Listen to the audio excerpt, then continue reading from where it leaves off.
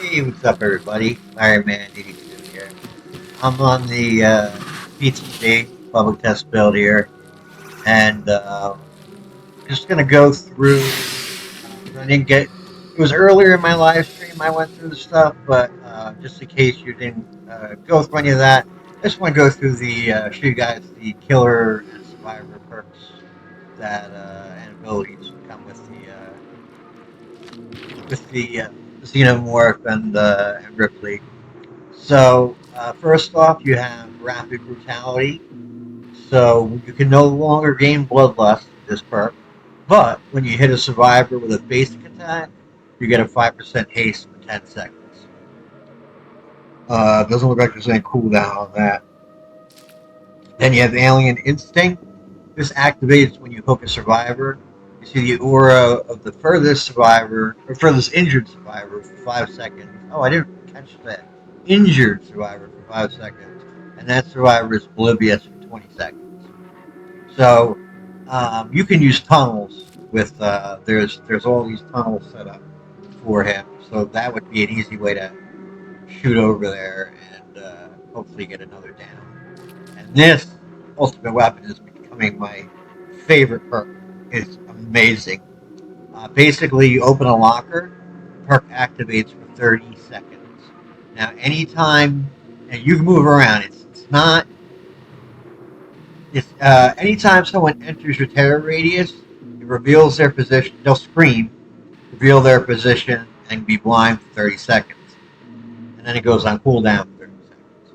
But because it activates for 30 seconds, you move around and that's how you can find people. So basically, you open a locker, you don't hear a scream.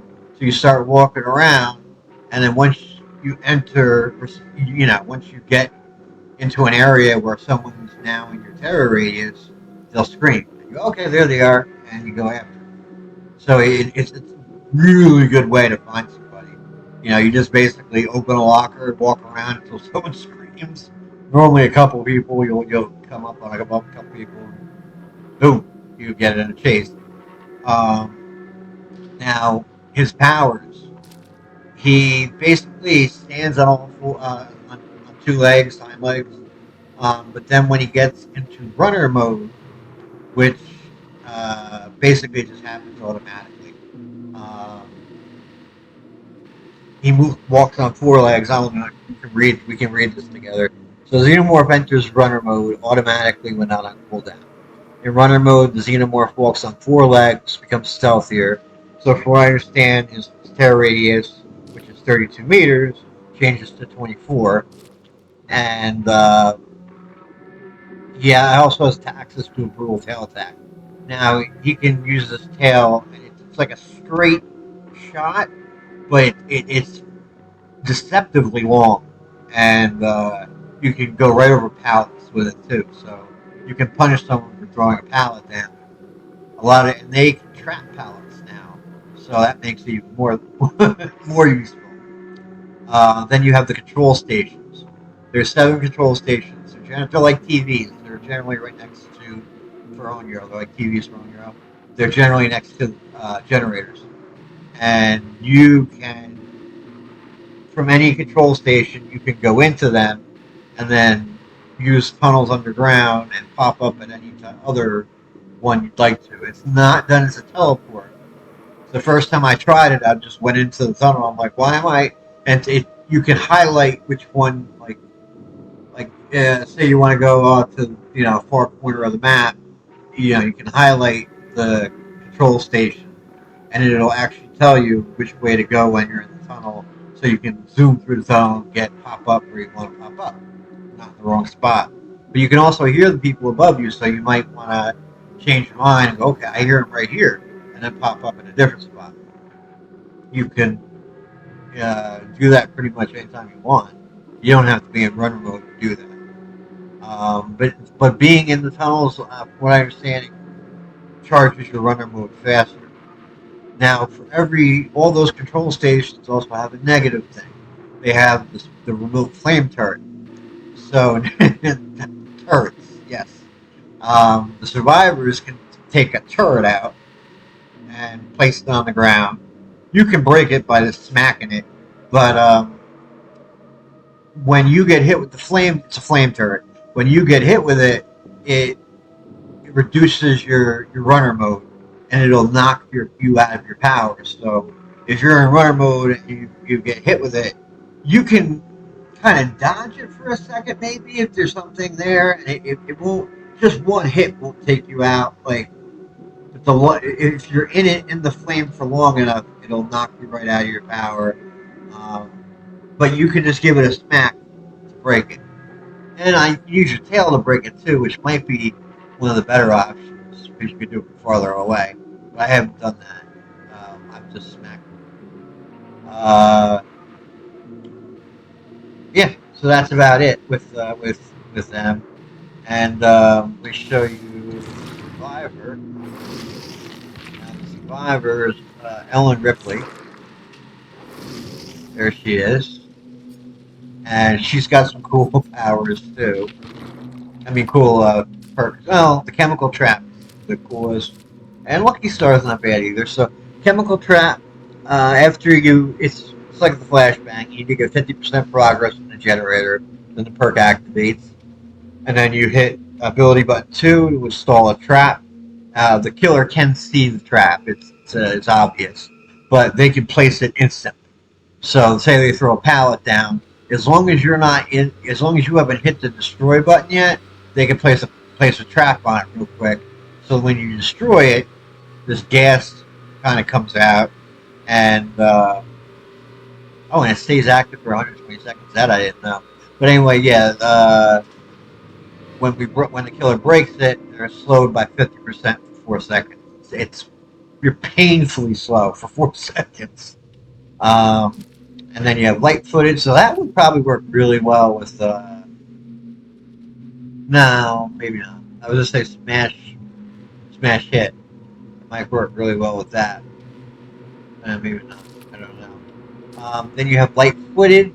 When you're healthy, it activates. Your running footsteps are silent, and it goes on cooldown after you perform a rushed action. The cat. The cat comes out on the as you're like in a lobby. Sometimes the cat will walk out and like go between your legs and stuff, rub up against you. You know how cats are. If you know cats, you know how they do that. They like to walk between your feet and rub against you. Um, your cat will walk out and rub against the leg. It's so funny to see that. And then Lucky Star. When you hide in a locker, the perk activates. You'll see it like built to last. Like it'll charge up for the 10 seconds. Then when you leave, you see other survivors, and you see the auras of the other survivors, and the closest generator's aura in yellow for 10 seconds, and then it goes on cooldown for 30 seconds. So I guess if you're having trouble finding a generator, or maybe you need to find a survivor to get healed up, I can see that being useful for that. So that's about it. And the new map is the Nostromo Wreckage, which is part of Barca, but it has its own. I haven't gotten it yet, but it has its own. What am I trying to say? Offering. Because first time I played, I wasn't getting it. I really wanted to play. I wanted to try it, and then on like my second or third game, that's what happened. Is they used an offering that, and it's part of Devarka. Uh, you know, so I thought it would have been a Devarka offering, but it has its own offering. And yeah, so that's it for that. Go and get a quick map, show you what the killer's like again. I do have a video up. So yeah, we're just gonna leave this at that. But I hope you like what you saw here. Well, I mean, I hope this was informative for you. Definitely going to be a huge fan of Ultimate Weapon, and also Rapid Brutality. I'm thinking that might work pretty well with save the best for last. And I'm sure there's other things that we could add in.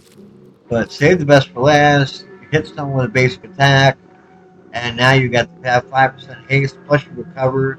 You know, if you had 6 or 7 stacks of that, so I can see that being pretty useful.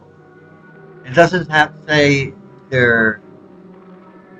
We could probably use it with the new forced hesitation. Oh yeah, there's probably a couple of things you could really use with that to. I wasn't using it much. I don't think it's really great on its own. It's best with. I'm sure if you combined it with certain things, certain perks, to really like think about it. But I could see it being useful. Like I said, save the best for last, and then maybe force hesitation. So you could do like a whole build around it. Anyway, I hope this interested you because this alien is cool as hell, and I think there's a little too many of the flamethrowers. They seem to have like tons of them, and I don't know. I only got to play a couple games because, as you can see, the queue time is ridiculous. It's really long. But I'm going to be doing another live stream tonight, so probably about 7 o'clock Eastern Standard Time. Try to tune in if you can, and I hope you all are doing well. Having a great day. Take care, everybody.